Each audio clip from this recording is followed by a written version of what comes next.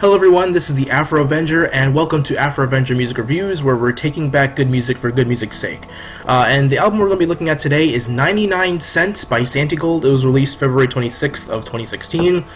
Some chart information: it peaked at number 55 on the US Billboard 200. It was released under the label Atlantic, and its singles were Can't Get Enough of Myself, Who Be Lovin' Me, Chasing Shadows, and Banshee. So without further ado, let's get this started.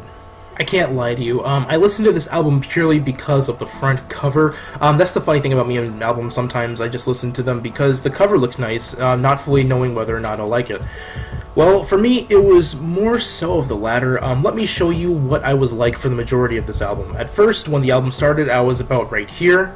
My anticipation was slightly up because the cover looked cool, and once I heard Banshee, my anticipation shot through the roof. Then some more tracks came, and then Who Be Lovin' Me came on, and my anticipation dropped all the way down here. I don't even know if you can see that anymore.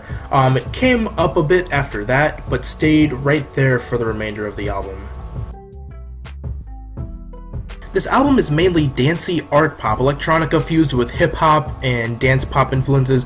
There are certainly elements of new wave here and there, straight from the 80s, but nothing you probably haven't heard before. Santigold has gone on record saying that she draws a lot of influence from 80s pop music, even stating that Devo is one of her all-time favorite bands, and it really shows on this record. Banshee was easily the best track for me. It really gave me a sense of sonic brilliance with how it played around with the phasing.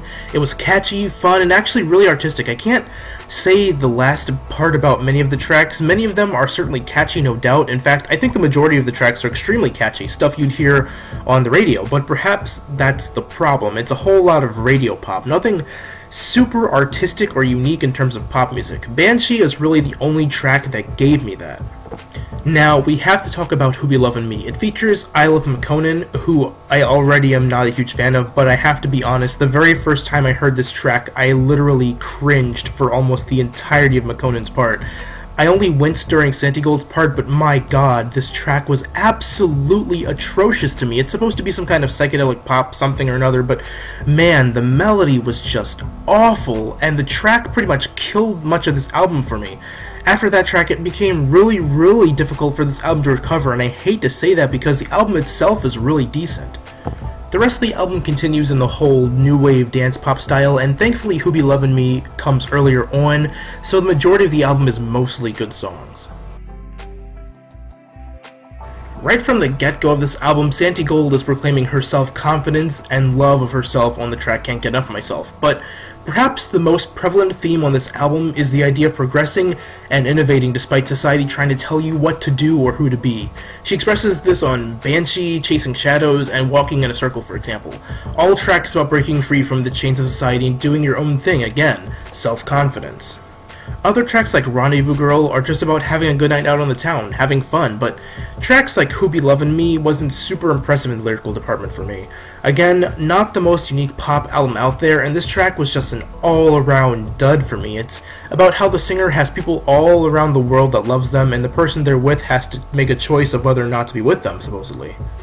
Most of the songs on this album have pretty decent lyrics. I mean, Santigold does pretty well stringing ideas together on songs and keeping a pretty consistent theme going throughout this record, but like I keep saying, it's really nothing you probably haven't heard before from a pop record.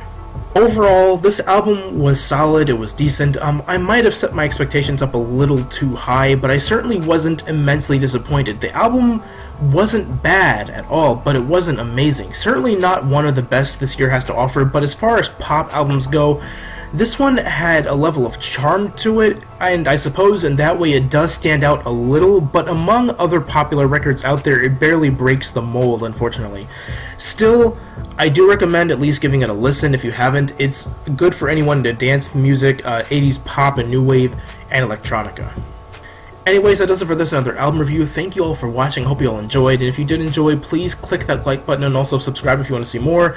And if there's maybe a song or an album that you want to see reviewed on this channel, just leave a comment down below or check out my Facebook or my Twitter. The links are in the description. But anyways, I will see you all in the next video. This has been the Afro Avenger with Afro Avenger Music Reviews, taking back good music for good music's sake. I'll see you all soon. So long.